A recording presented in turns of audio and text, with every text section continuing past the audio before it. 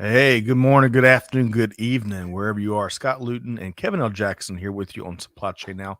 Welcome to today's live stream. Kevin, how you doing? Hey, good morning, Scott. I am doing well. It hit 80 degrees here in the DMV over the weekend. Really, 80 degrees. Yeah. Now, So it's summer. I'm declaring it summer. maybe it'll be here before you know it.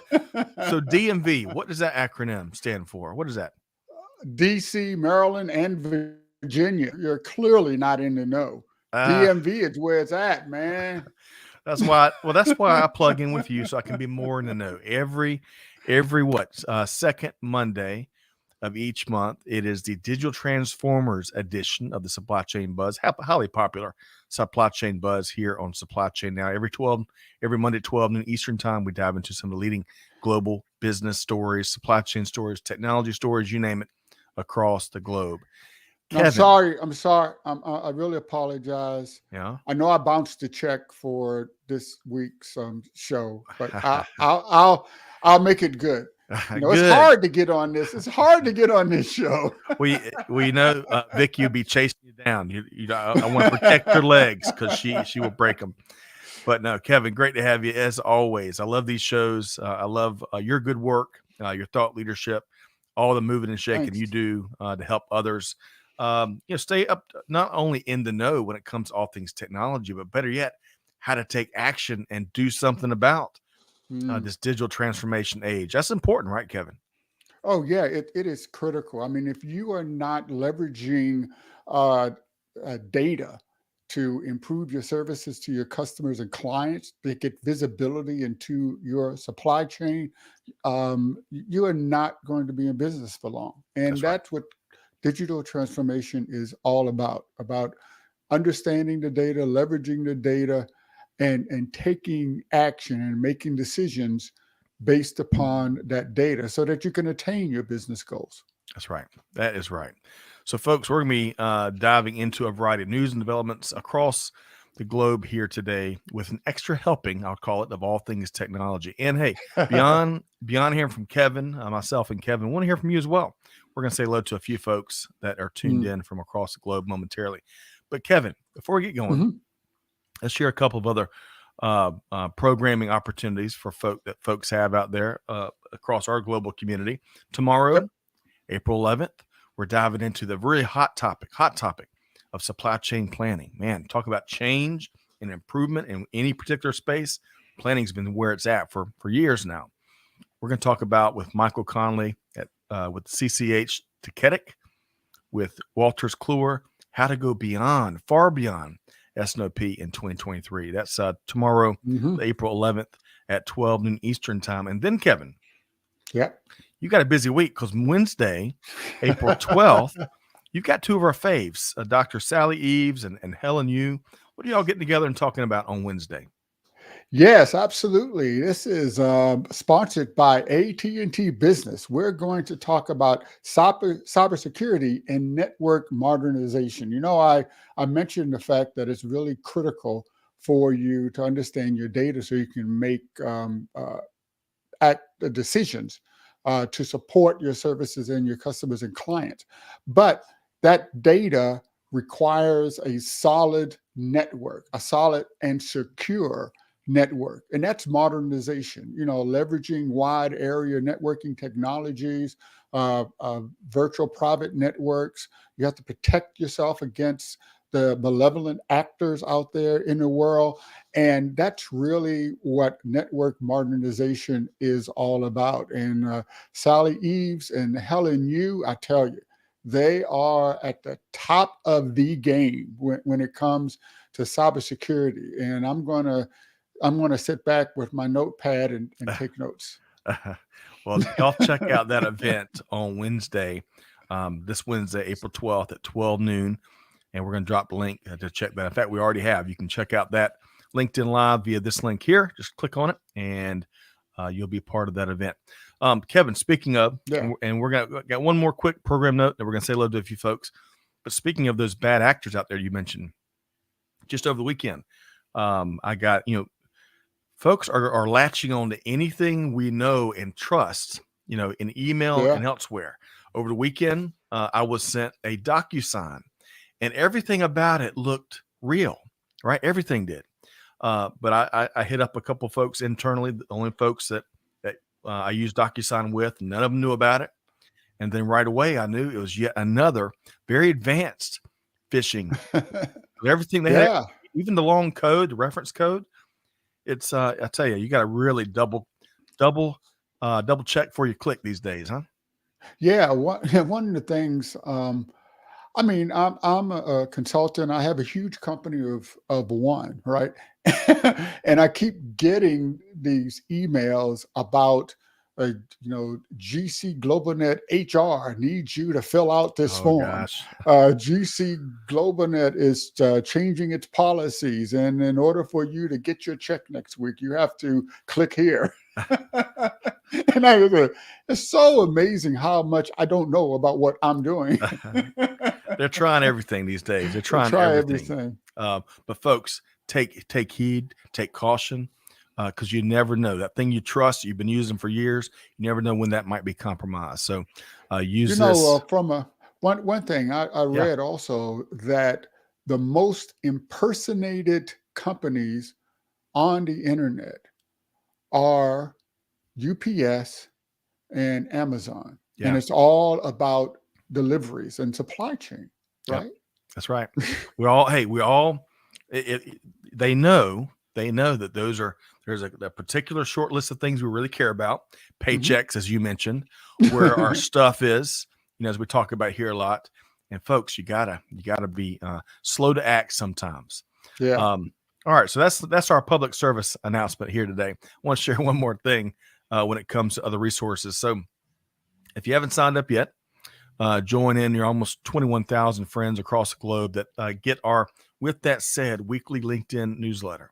And Kevin, over the weekend, we shared a note around resources and events and whatnot, but we also talked about business leaders out there seeking that single source of truth, right? And we used a little example of Ponce de Leon, who's always looking for the fountain of youth, right?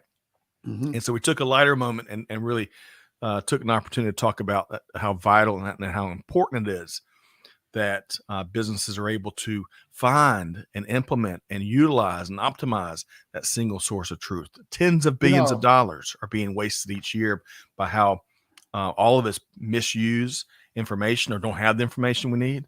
And man, it's a big opportunity. You were going to say, Kevin? Yeah. I'm going to have to call Greg on the carpet on that. That's something I just don't agree with. Right. I don't believe in the fallacy of a single source of truth. Okay. Right?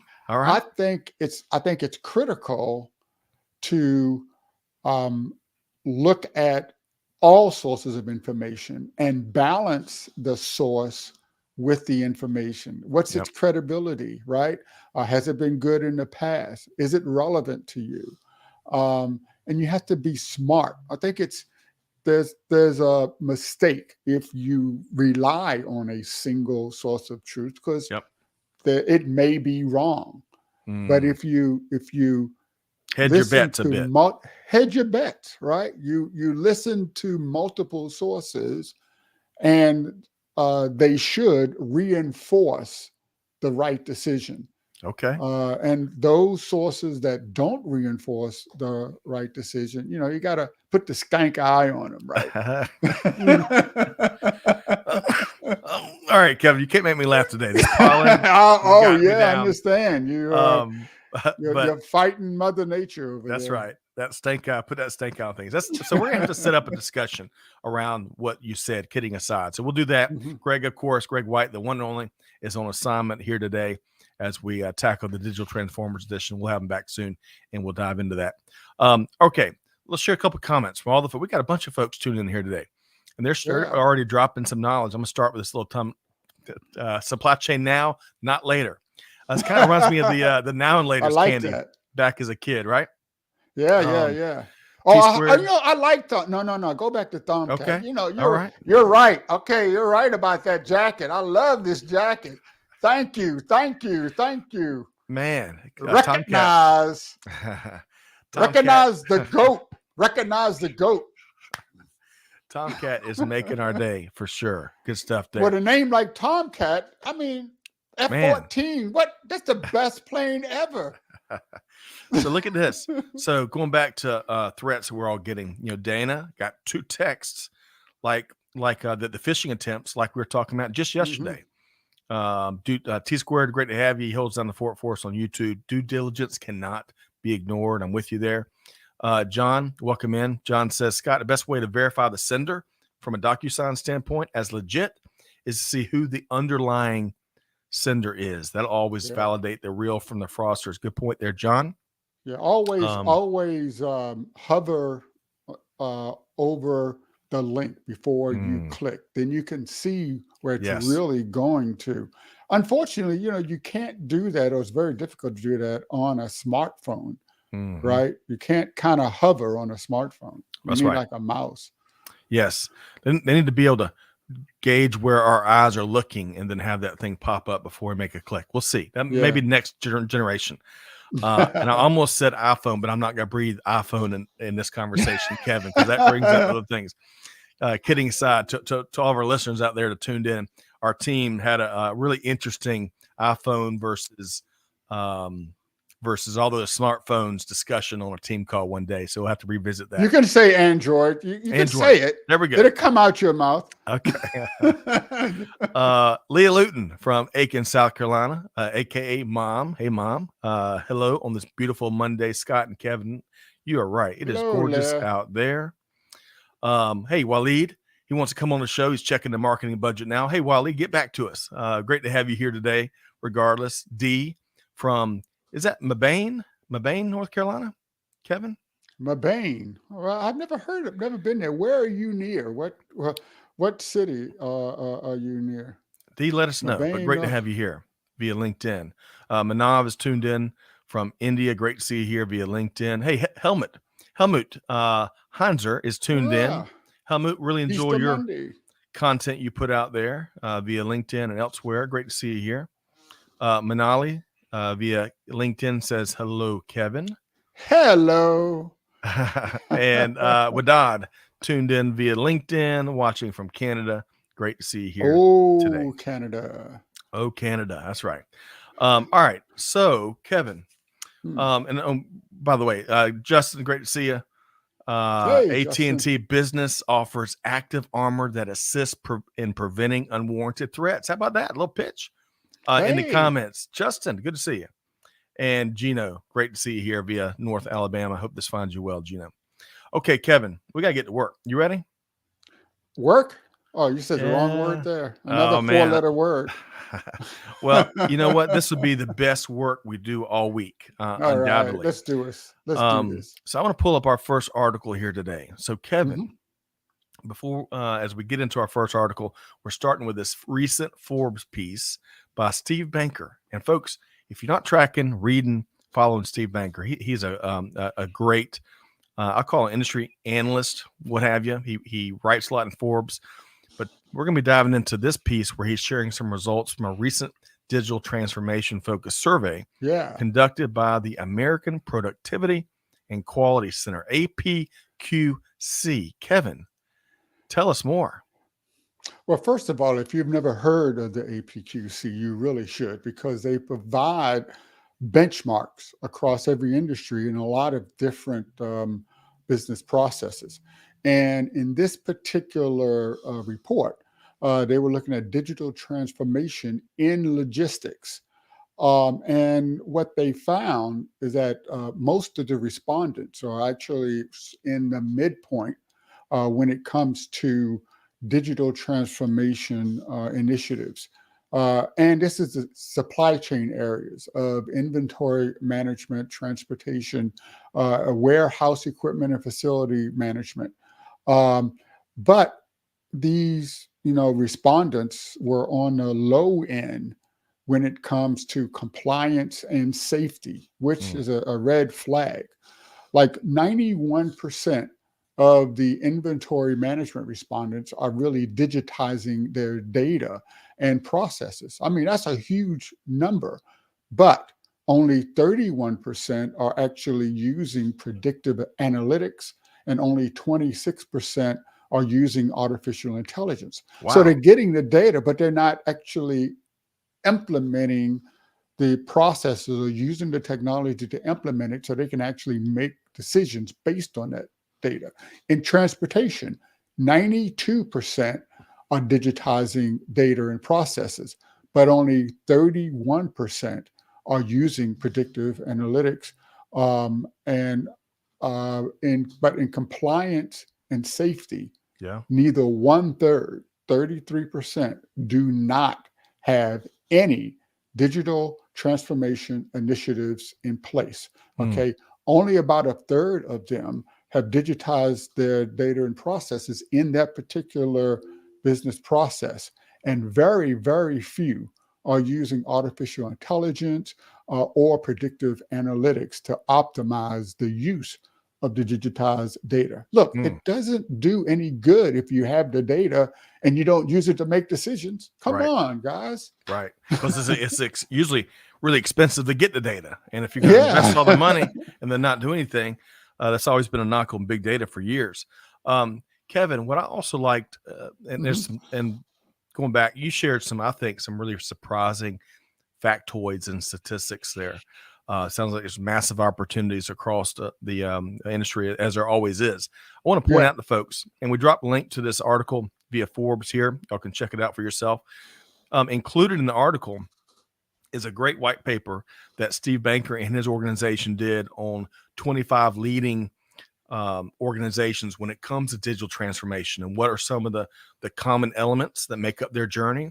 And Kevin, one of them, and y'all check it out, read it for yourself. One of the common themes that emerged as they interviewed leadership with these top 25 really big companies is a big element of their successful digital transformation. That approach was basically finding something, technology, approach, aspect that's working, and then find a way to scale it across the enterprise, right? Yeah, and that really, Kevin, love to get your thoughts here. Because when you hear the phrase digital transformation and everything folks kind of define it, it can be kind of overwhelming, especially as you have a big global organization. But that key learning from that research piece of finding something that works and scale it, that really can be that simple, right, Kevin? Yeah. First of all, digital transformation has actually nothing to do with technology. Okay. I mean, you can use technology and technology services, but it all starts with the organizational's business goals. Once you identify the business goals, and this applies across the entire organization, then you identify the metrics and the associated data that represents where you are on the journey to maximize the metrics that actually return you to those goals. Now, and the data, like we were talking about, people are getting data, but they're not linking that data to actual decisions. So there's no value. But if you start with the goal, right, then it will naturally be able to expand across the entire organization, and that's what's important. Yep, that's right. And getting leaders and team members across the organization to think that way, that's a big part of successful digital transformation as well. Okay, Kevin, good stuff, man. You came right out of the gate with a grand slam, and we got 2 more articles and a lot more conversation to get through. I want to bring D back up here. So D says that it's pronounced with a short A, Mabon. And it's about 30 minutes. Mebane. Yeah. 30 minutes west of Raleigh and 30 minutes east of Greensboro. Speaking of, Kevin, the Gate City of Greensboro. Have you been to Greensboro? Yes, I have. Well, my wife's family has a lot of people down in Greensboro. And I actually flew to the Greensboro airport, took my mother-in-law and her mother to go down to a family event down there. So yes, I've been to Greensboro. There was I actually went there. Wasn't there total eclipse. That's where I went to go see a total eclipse a few Okay. years ago also. Well, I'm not familiar with that, but we did just visit Greensboro last week on our way up to DC with the family, and we stopped Okay. into the International Civil Rights Center and Museum. And if you're visiting Greensboro, check that out. It's intriguing and very educational to learn and be able to get your kids to look back and learn through a lot of what is on exhibit and a variety of different vehicles at that museum and center. So y'all check that out. Okay. So jumping back, Kevin, from geography and history into, I want to share Casey Jenkins' comment here. Casey says, I think the reason that utilization rate is so low data-driven decisions, is what she's talking about, is because they don't understand their internal and external processes or the technology enough. So they don't know the processes or the technology enough to know how to take the output and apply it for optimization, especially in complex chains. Kevin, that seems to be on the target to me. Absolutely. And that's because they didn't start with understanding their actual business processes.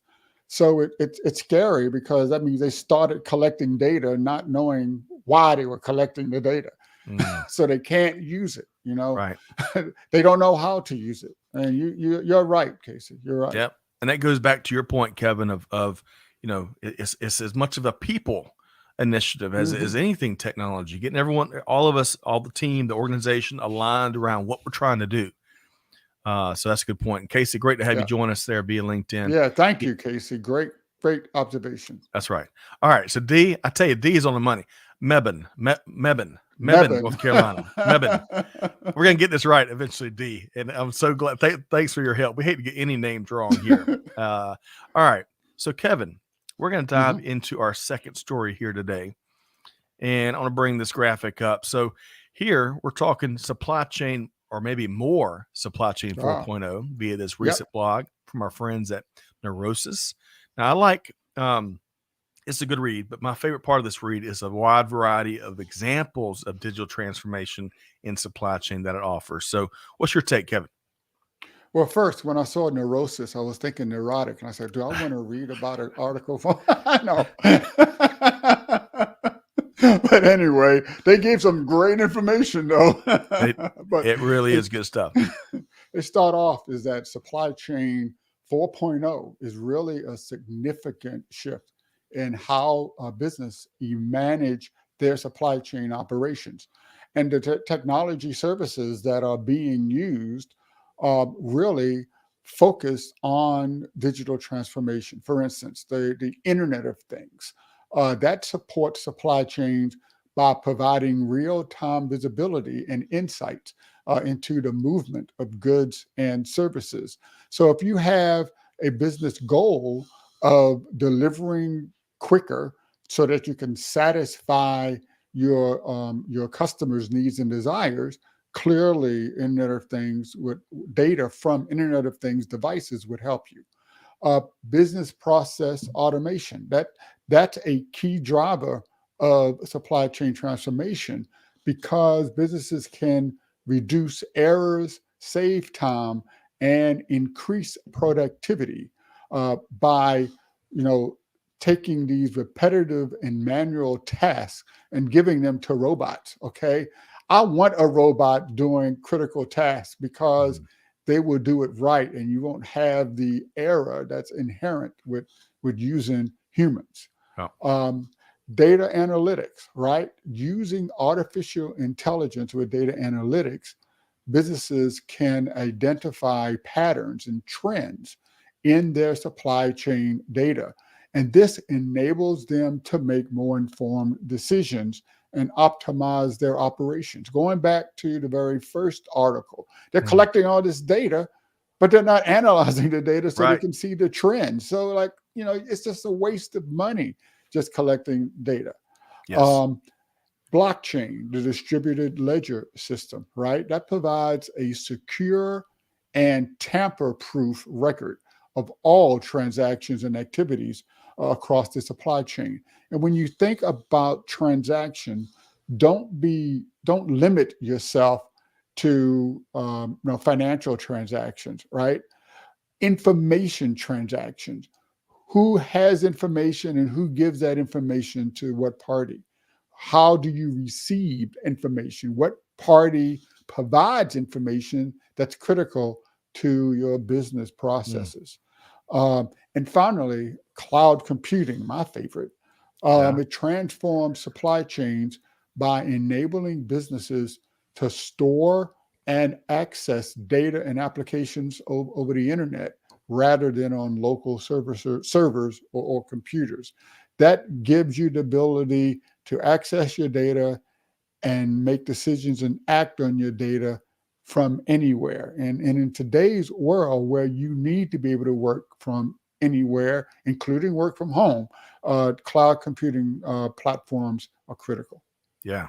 So a ton of good stuff, folks. And we dropped the link to this article here, there, from our friends at Neurosis. And as Kevin says, has nothing to do with your psychology. It's all technology and then some. So I'll check that out. And Kevin, one of the things that pointed out is real-time location systems, aka RTLS. Yeah. Maybe that can just help us solve the ongoing $1 trillion question: is where's my stuff at? Where's my stuff at? Where's my stuff at? Yeah. Good stuff there. All right. So I want to, before we hit, we've got a quick announcement and we got one more, a third article. We'll take a little sidebar here, Kevin. We're going to put on our Siskel and Ebert hat. You remember that show from the 80s? Siskel and Ebert? Yeah, right. I loved how simple they kept the reviews. It was 2 thumbs up, it was 1 thumb up, or it was like 0, or both 2 thumbs down, basically. And then they offer their commentary. But I want you shared pre-show. You watched, I think, over the weekend, the sequel to the world record-setting, Avatar, when it first came out. I think it still holds the record, if I'm not mistaken, one of the biggest films of all time. Now, you watched the sequel, and we're talking all this technology. The Way of the Water. Okay. I think it's Way of the Water. Yeah. So, to level set, were you a big fan of the first? I love the first one. All right, 2 thumbs up. Two thumbs up on the first one. So you had high expectations this weekend as you sat down with your Diet Coke and popcorn to sit down and watch the sequel. Tell us, what's your review of the sequel? First of all, I never waste a good Coke by doing diet. It's always always the real Coke. But on the sequel, I'm going to have to give it 1 up and 1 down. Okay. I love the technology. They expanded its use. The special effects were really good. If you haven't seen it, I'm not going to, spoil it. Yeah. Yeah, I'm not going to spoil it, but it's really good. But I tell you, for me, the storyline was weak. Okay. They put a lot of money into technology, and I'm a tech guy, right? But the storyline, they just sort of, it seemed like something that they, just recycled from an old movie somewhere. Okay. Well, folks, you heard it here, right? Kevin gave, I love your mixed 1 thumb up, 1 thumb down. Y'all check out the Avatar sequel and let us know what you think. And if you believe, like Kevin, that the technology imagining is the best part of the film, let us know. I'd love to know. Okay, Kevin, moving right along, I want to share, we've been supporting this leveraging logistics for Ukraine initiative, sadly, because it has to exist for over a year now, right? And I got to tell y'all, as we hopefully we make your ears bleed about this, because we believe it to our bones. Vector Global Logistics and the great work that Maureen and Christy and Enrique and Astrid and the whole team is doing there to do good. Thus far, it's resulted in, I got to update my numbers, but over 600,000 pounds of humanitarian aid has made it to Ukraine and Poland and elsewhere to families in need. And it's all driven by monthly meetings, monthly planning sessions, and of course, the generosity of really global industry. So many different organizations have contributed. So if you want to join us and just learn, you don't have to give, you don't have to say anything. You can just go and observe. Tuesday, May 9th at 11 a.m. Eastern time is the next planning session that drives this thing.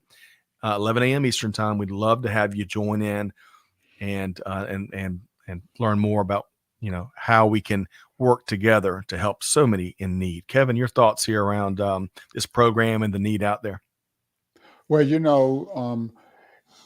it's a horrible thing that's what's happened, but we can support the need, make it easier by providing the things that they need. That's right. Where's your stuff, right? So we're getting the things that they need that they can't get, or don't have access to, and getting it to them. And it's not just in Ukraine, but a lot of people have been displaced, and they're in Poland or Romania or here in the States. So, and like you said, sadly, we've been doing this for over a year. But let's keep supporting, and we'll get through this together. That's right. That's right. So jump in where you can. Again, you don't have to give to show up at these meetings. You don't have to say anything, share anything, answer any questions. You can literally just show up and observe and take it all in. So, okay. So that's May 9th. And we've got the link to that here. So you're one click away from learning more about that and signing up for that meeting. Okay, Kevin. Yes, sir. Now, on a much, much lighter note, Gino really enjoyed the Avatar Part 2. Okay. So we're gonna have to have a little film review session with you and him. We're gonna compare and contrast your review of that movie. So Now, I didn't say 2 thumbs down. I mean, okay. it was it was a good movie. So that was in, let's see here. The original came out in 2009. So that sequel was 13 years in the making. Yeah. Man, how about that? They could have spent more time on the storyline then. Okay. All right. So from Avatar and Hollywood back to global supply chain, one of our favorite, and technology, one of our a couple of our favorite industry topics. We'll talk nearshoring, Kevin. Nearshoring. Now that word is not the first time our incredibly smart audience has heard it. We all have heard that dozens, hundreds of times, right?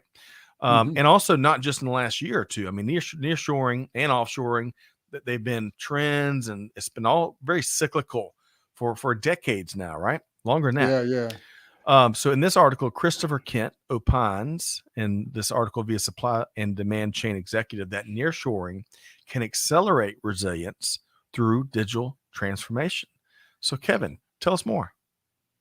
So, nearshoring and offshoring and onshoring, this is different points of the pendulum.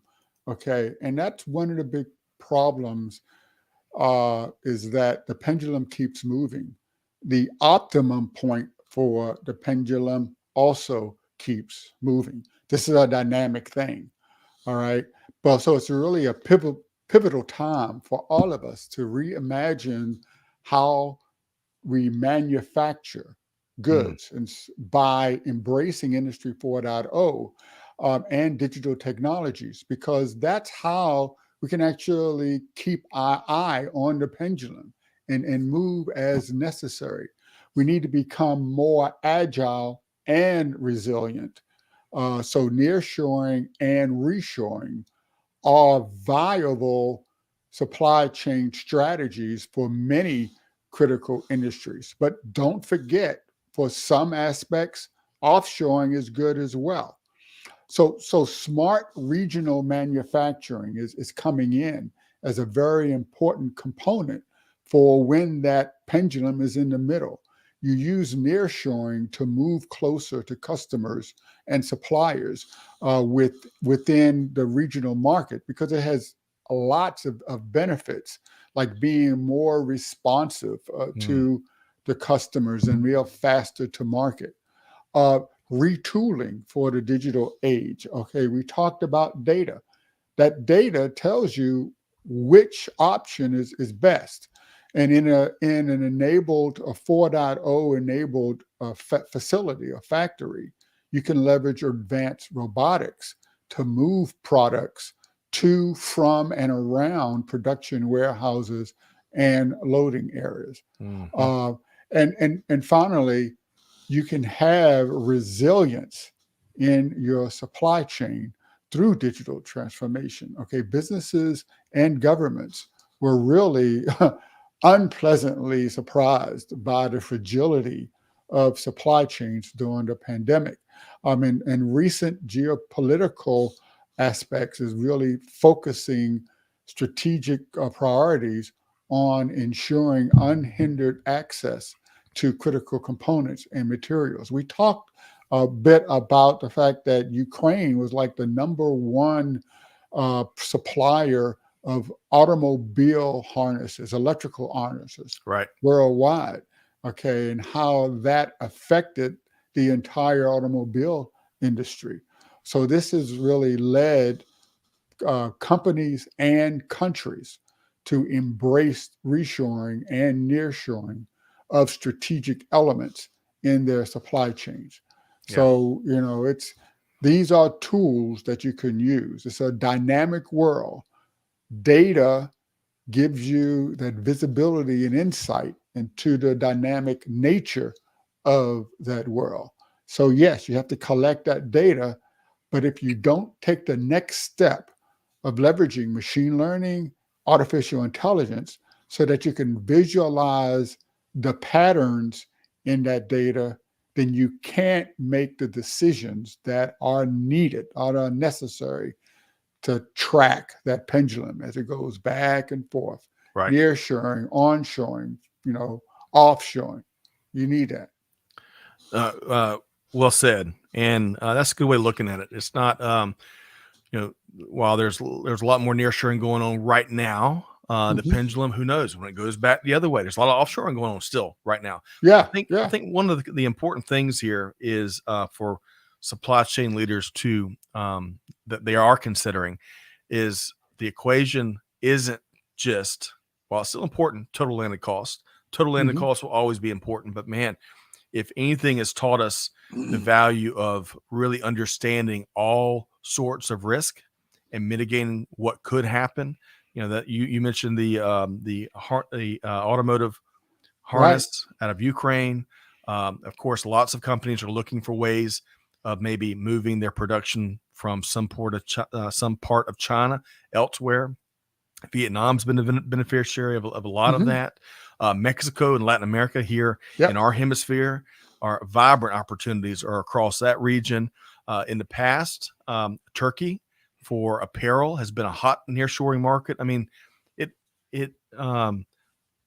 supply chain leaders have to holistically, as they are, examine the overall equation, of course, with the big usual suspects being costs and other. But man, risk, thankfully, is being viewed on a much more even terms basis than perhaps in years past. Kevin, your final thought here.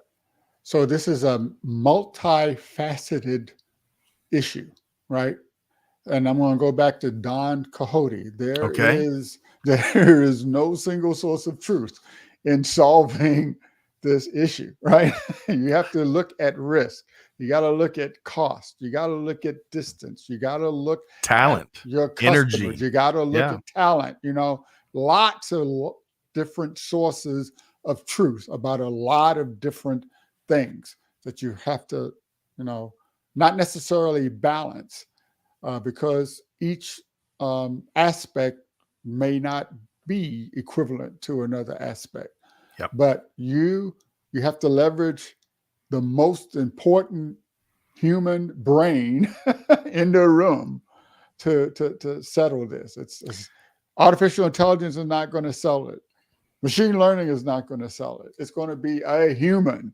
That's right. That makes the decision. Yeah, it's really interesting. This came up on a LinkedIn exchange a week or two ago. The site selection activities that go on, especially with greenfield sites. We should all really celebrate a lot of the work that goes into that a lot more. Just over the last few days, there's a big solar cell plant that was the latest plant being announced here in Georgia, where we live. The vice president of the United States was here in the state, taking part in that big announcement. And Georgia has won 3 or 4 mega sites in the last 8 months or so, right? With that one, Rivian which is a big plant with Yeah, really. 6,000 jobs or something. It is They're supposedly in the going works. after Tesla. They're going after Man. Tesla, aren't they? But the site selection of how these companies and really this cross-functional teams from these ecosystems that have a vested interest in finding the best site globally. It's a science and an art that we should really put a spotlight more on, because it is a fascinating component of global industry. And what you just said, Kevin, of how you got to holistically, access to energy, talent, technology, raw materials, the logistics infrastructure, just to name a few of all the tax breaks, of course, which generate a lot of debate out there across our communities. All kinds of things we have to weigh as we determine, where the best markets for ABC manufacturing or whatever. Yeah, absolutely. Is to go, right? Yep, absolutely. Multifaceted, and you need a team, and that team needs data. So, and that's digital transformation at its That's heart. right. Support the humans. If don't let the humans die. If global supply chain was Cookie Monster, data would be cookies here in this era. Endless appetite, right? I like that. that. But the point you've made a couple times now is not that did you get the data? It's what are you doing with the right data? All right, let's share a couple comments here. Let's see. Casey, risk management is key and has to be included in supply chain management these days.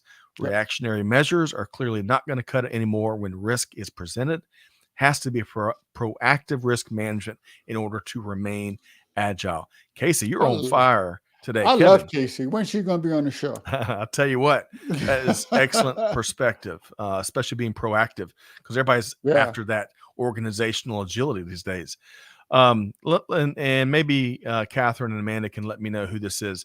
Great job, gentlemen. Humans, this LinkedIn user says, humans are still the most important factor in getting through supply chain issues. You would agree with that, Kevin? Absolutely. Two thumbs up. 2 thumbs up. And I would argue, I love that person put supply chain issues there, but I think it's greater than that. It's really business. It's tough. I'm not sure if a bot or an AI platform, when we talk about truly problem solving, small problems, really big, complex problems, and there's always the human factor is so important when it comes to solving issues across global business in 2023, right? I think robots can only give recommendations. Okay. They should not be relied upon to make the decision, because there's so many factors, and there are factors that the robot just may not see or can't see. Okay. Right. So it's important. The human is critical. That's right. Okay. So we have a few more minutes here before we call it a day. The pollen has got me down. I could barely make it through.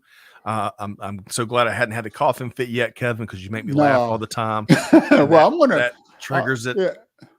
But I know you're trying to hold stuff back, but do you mind if I go off on a tangent for please a go off on a tangent. Okay. We encourage tangents here. Because I know, nobody else might know, probably everybody knows, that you are a space nerd, man. So I know for a fact you are waiting for the SpaceX orbital launch this week. Starships going not to the moon, but around the Earth at least. It is a fascinating time to be a space nerd for so many different big macro level trends, and then the unique developments that you point out there, Kevin. The James Webb Space Telescope is just, they're scratching the surface of the impact that's going to have and fundamentally changing our organization. And of course, as we've talked about here before, and a minute ago, I think I pressed the wrong button when it comes to muting versus the ISO shot. So Catherine and Amanda might have been laughing. But that's the problem with live, right? Right, that's right. But could you edit that in post? Thank you.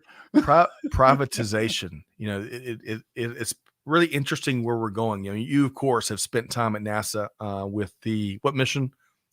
Yeah, it was a New Horizon mission New to Horizon, Pluto. Yeah. It's fascinating to see how the multi-tiered relationships are working between the private sector when it comes to all things space and the government sector. Mhm. Because I'm a big believer that it takes both, right? It takes Yeah. both. It'll be interesting to see how NASA continues to evolve. But it's Kevin. I mean, I'm just a space nerd. You've been a part of these missions. What do what's your take of where we are now and what's ahead? Well, the most important thing that's happening right now is the power of entrepreneurship has taken over in the space industry. It's not just big government. And that means that they can take more risk. And when you take more risk, when you look at the possibilities and you strive for those possibilities, then you get accelerated evolution of the industry. And that's what's happening in the space industry today. And that's good for us all. So I'm happy. I'm happy. Plus, I you am. know, it's good for it's good for society. It's good for our future. I mean, Earth is not going to be here forever. Yeah, that's true. And folks, you should go check out, folks. Google, impact NASA's had just in our day-to-day living. There's so many different innovations that have come out of the various aspects of the space program that aren't celebrated. So y'all check that out. And You know what I celebrate every day? what's that? The microwave, so I can Yeah. eat. Eat fast. Eat fast too. That's right. Let's see here. Anand, I want to bring this up. So, and all this goes back to supply chain. Some of our listeners may be thinking, what are they doing talking about space? Well, folks, that's where we're going next, to be able to realize the art of the possible and put humans on Mars, or for that matter, just back to the moon, Kevin. Yeah. It's going to take all sorts of supply chain management, right? So one thing, Kevin, okay. go ahead. We talk about supply chain management, okay? A critical aspect of supply chain that we've already talked about is data, okay? Now, how do you get data about the supply chain? It's by the satellites that are orbiting the Earth that can collect data from sensors, from that Internet of Things that's tracking where's my stuff. Right. That's right. Okay. So the space industry is critical to getting that data, disseminating that data so that the humans can actually look at it and make decisions. And that's getting even more and more and more important in all aspects of business. As the space infrastructure is building out and we're going to be getting all of our raw materials from the asteroids. Yes. Right. That's right.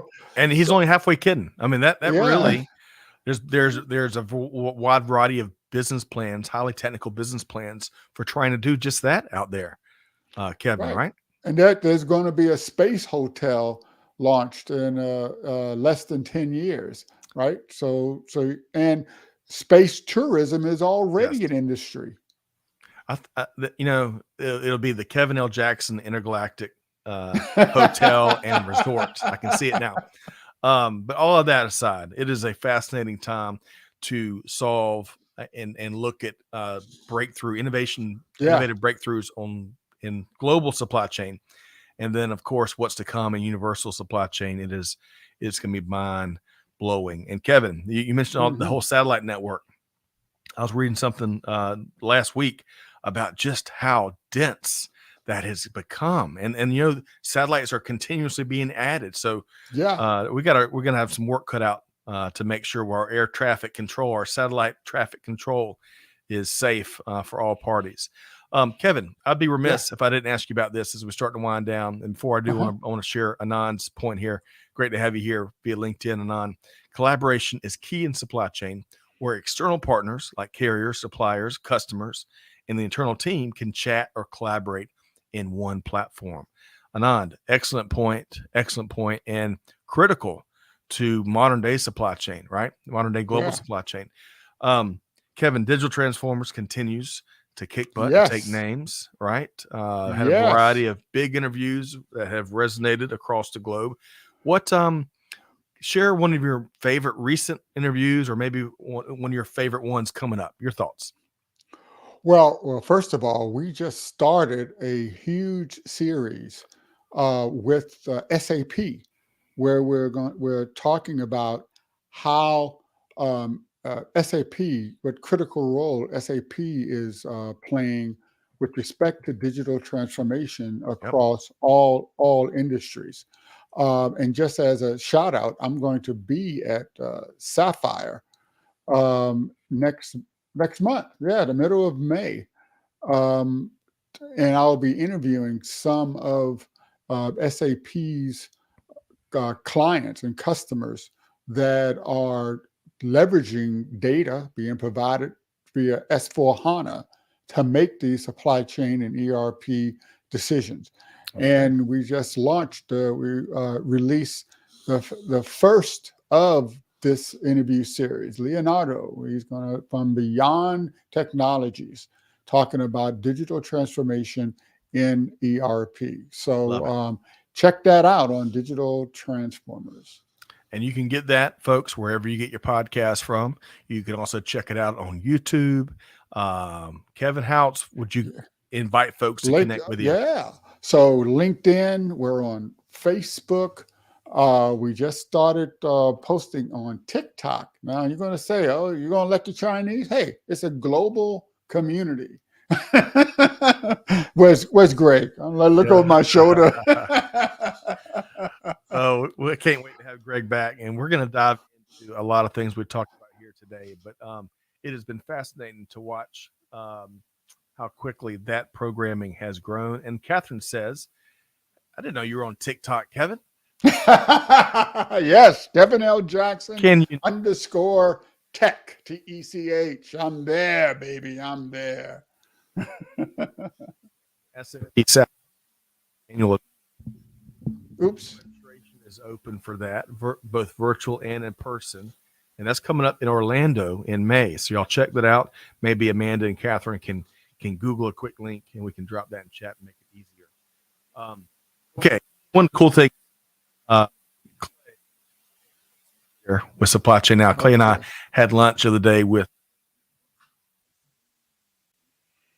Okay. I think Scott.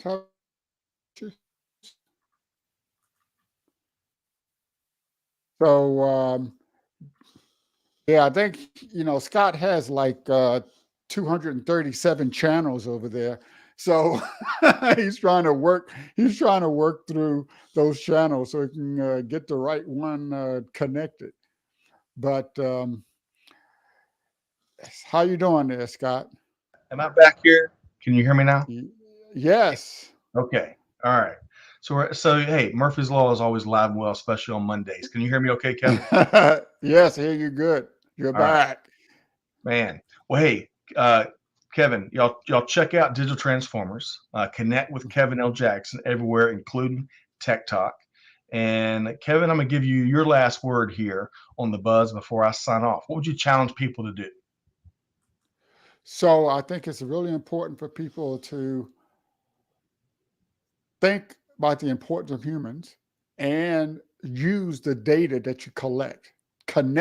You connect humans to the data that you collect via machine learning and artificial intelligence. All right. So got to take that key step when it comes to digital transformation. That's right. Be a digital transformer like Kevin L. Jackson. Absolutely. That's right. Well, hey, folks, hopefully you enjoyed today's Supply Chain Buzz. Thanks for all the great comments and questions. I know we couldn't capture everything, but whatever you do, on behalf of Kevin and Catherine and Amanda, the whole team here at Supply Chain Now, Scott Luton challenging you to do good, to give forward, and to be the change that's needed. And we'll see you next time right back here at Supply Chain Now. Thanks, everybody. Bye.